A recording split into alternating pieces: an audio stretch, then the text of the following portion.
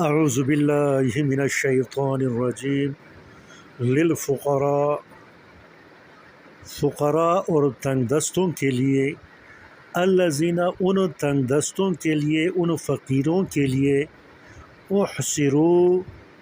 جو روکے گئے ہیں، احصار کسی کو روکنا، کسی کو بند کرنا، احصروا جن کو روکا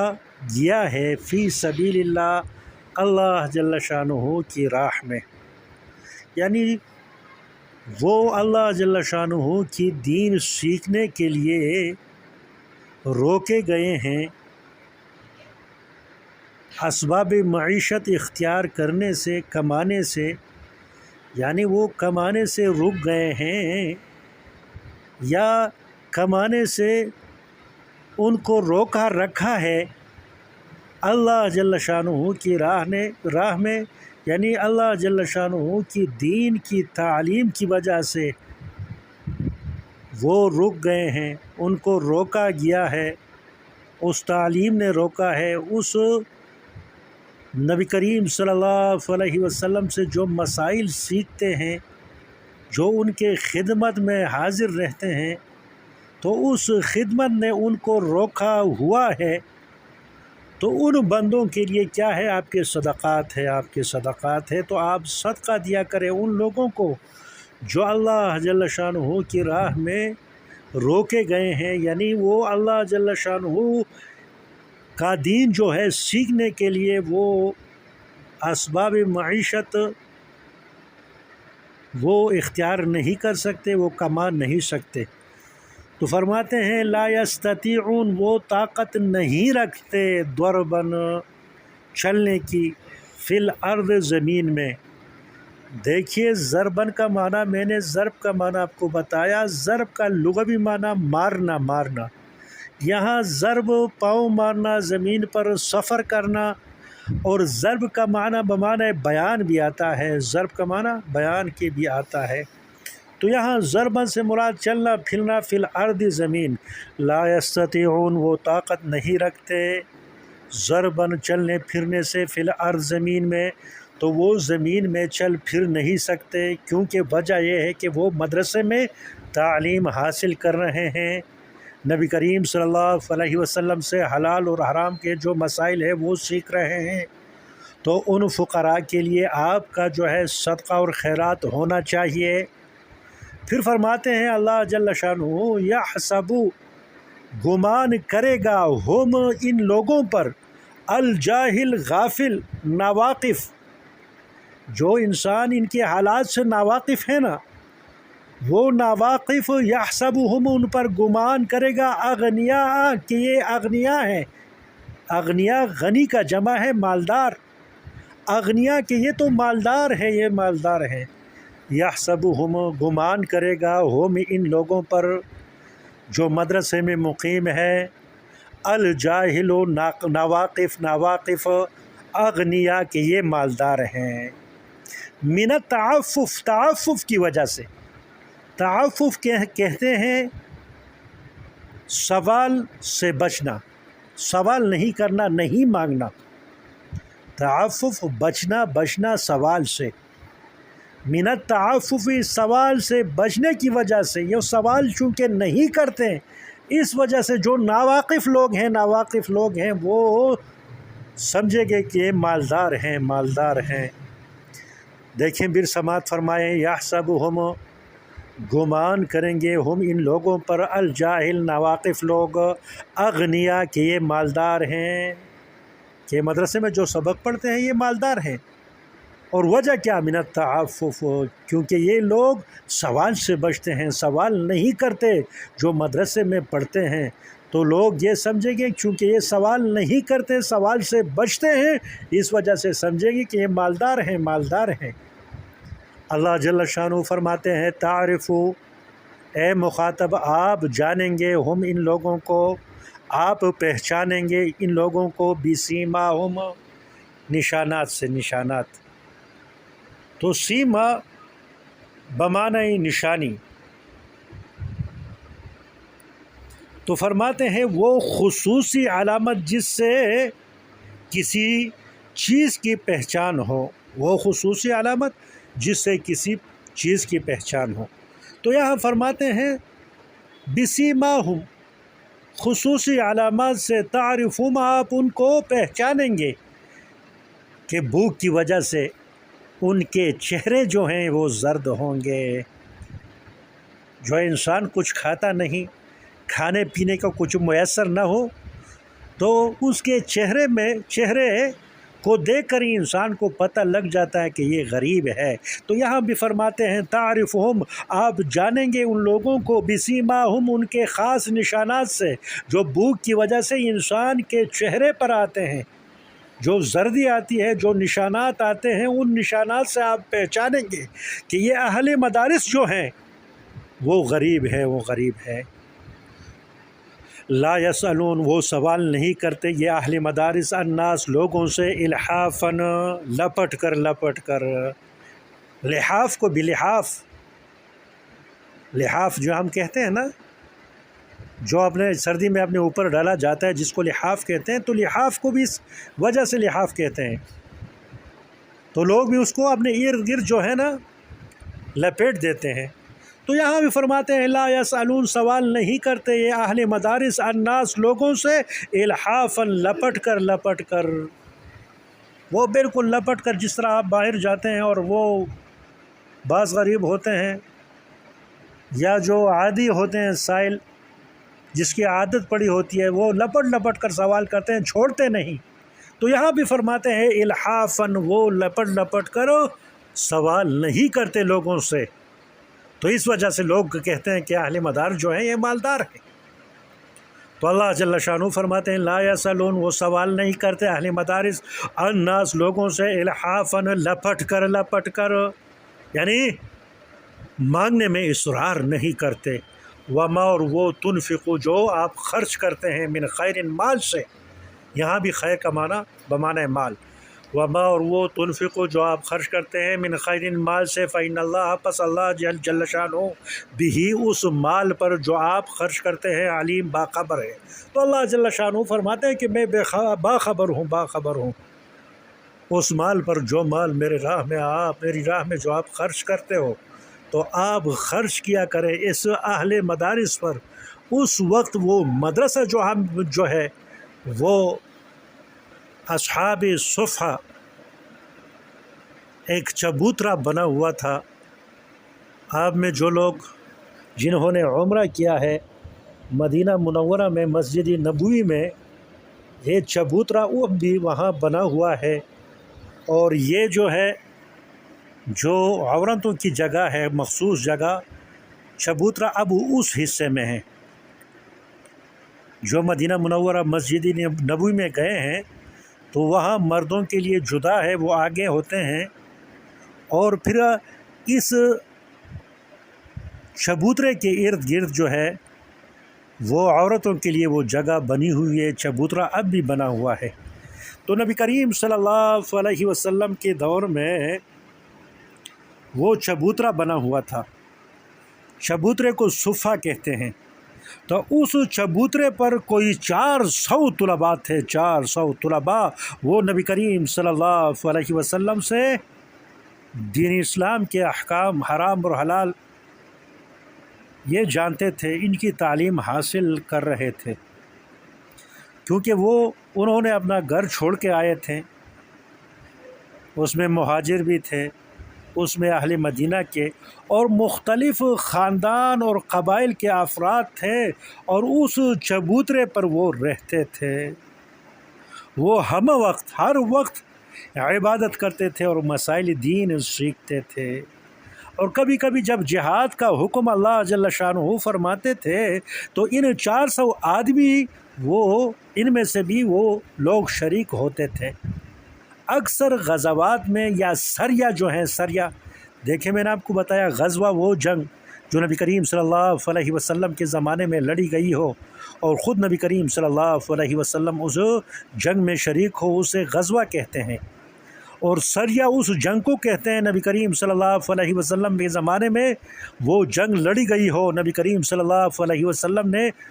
اس لشکر کو بھیجا ہو مگر خود شامل نہیں ہوا ہو۔ اس کو سریہ کہتے ہیں۔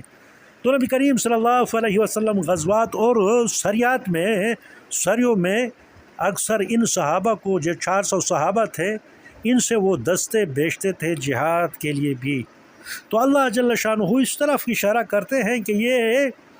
اللہ کی جل شانہ کی راہ میں روکے گئے ہیں، وہ دینی اسلام کے احکام سیکھنے کے لیے وہ رکے ہوئے ہیں، اسباب معیشت اختیار نہیں کرتے، وہ زمین میں چلنے پھرنے سے قاصر ہیں، کیونکہ اگر وہ چلتے پھرتے وہ باہر چلے گئے تو دین کا علم کون حاصل کرے گا، کس طرح وہ حاصل کریں گے، نبی کریم صلی اللہ علیہ وسلم سے کس طرح وہ دین سیکھیں گے۔ اس وجہ سے وہ صفہ پر، اس چبوترے پر ان کی اقامت تھی، وہاں رہتے تھے تاکہ نبی کریم صلی اللہ علیہ وسلم کا کوئی بھی بات وہ اس سے وہ نہ رہیں، وہ تمام وہ باتیں سنیں جو نبی کریم صلی اللہ علیہ وسلم ارشاد فرماتے ہیں۔ تو فرماتے ہیں للفقراء، تو اس سے مراد کون ہے؟ اصحاب صفہ، وہ قریباً 400 طلباء۔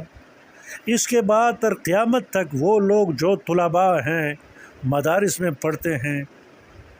تو ان مدارس میں پڑھتے ہوئے طلباء کے لیے بھی یہی آیت ہے۔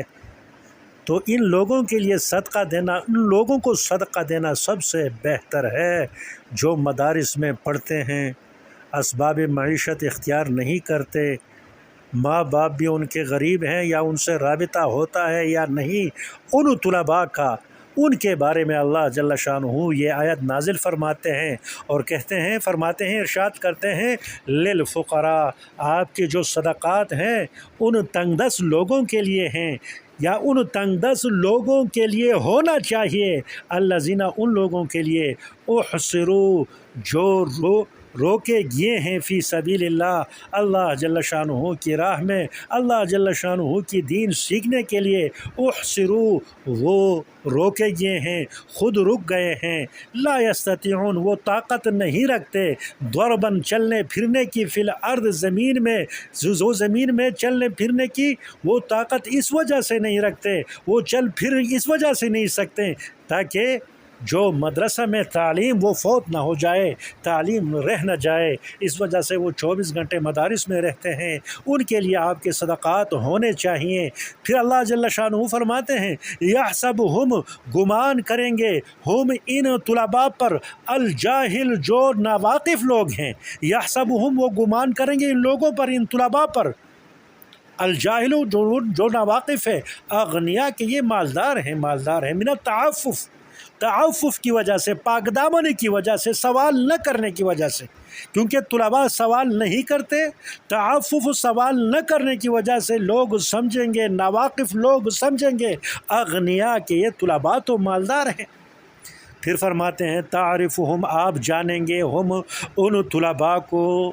یا ان طلباء کی غربت کو، بسیماہم، ان کی خاص نشانیوں سے، خاص نشانی، کمزور ارزاں کپڑے ہوں گے، پرانے کپڑے انہوں نے پہنے ہوں گے، یا ان کے چہروں پر جو غربت کی، جو بھوک کی جو زردی ہے، وہ زردی پھیلی ہوئی ہوگی۔ لا یسألون، یہ طلباء سوال نہیں کرتے، الناس، لوگوں سے، الحافاً، لپٹ کے، وما، اور وہ، تنفقوا، جو آپ خرچ کرتے ہیں، مسلمانوں، من خیر، مال سے، آپ مال سے جو خرچ کرتے ہیں، فإن اللہ، پس اللہ جل شانہ، بھی، اس مال پر جو آپ خرچ کرتے ہیں، علیم، باخبر ہے، اس کا اللہ جل شانہ آپ کا اس کا اجر دیں گے، 700 گنا تک آپ کو اجر دیں گے اگر آپ مدارس میں اپنا جو مال ہے وہ مال خرچ کریں گے۔ پھر ان لوگوں کی صفت اللہ جل شانہ بیان فرماتے ہیں جو اللہ جل شانہ کی راہ میں خرچ کرتے ہیں، اس دنیا میں ہی بشارت دیتے ہیں اللہ جل شانہ کہ میں ان سے راضی ہوں، وہ جنتی ہیں۔ الذین، وہ لوگ، ينفقون، جو خرچ کرتے ہیں، اموالہم، اپنے مالوں کو، باللیل، رات، والنہار، اور دن میں، سرًا، پوشیدہ طور پر، وعلانیتاً، اور کھلے عام اور ظاہری طور پر، فلہم، پس ان کے لیے، اجرہم، ان کا اجر ہے، عند ربہم، ان کے رب کے نزدیک، عند ربہم، پاس، عندہ پاس یا نزد، ربہم ان کے رب کے نزد، ان کے رب کے پاس، اجرہم ان لوگوں کا اجر ہے جو لوگ اللہ جل شانہ کی راہ میں خرچ کرتے ہیں، ولا خوف علیہم نہ کوئی خوف ہوگا علیہم ان لوگوں پر روز قیامت، ولا ہم یحزنون اور نہ وہ غمگین ہوں گے روز قیامت وہ لوگ جو اللہ جل شانہ کی راہ میں خرچ کرتے ہیں اور خصوصاً مدارس میں خرچ کرتے ہیں تو یہاں فرماتے ہیں الذین وہ لوگ ينفقون جو خرچ کرتے ہیں اموالہم اپنے اموال باللیل رات میں والنہار اور دن میں سرًا پوشیدہ طور پر وعلانیتاً اور علی الاعلان ظاہری طور پر کھلم کھلا خرچ کرتے ہیں اللہ جل شانہ کی راہ میں، فلہم پس ان کے لیے ہے اجرہم ان کا بدلہ عند ربہم ان کے رب کے نزدیک، ان کے رب کے پاس ان کے لیے بہترین بدلہ ہے جنت کی صورت میں، ولا خوف علیہم نہ خوف ہوگا علیہم ان پر، ولا ہم یحزنون اور نہ وہ غمگین ہوں گے۔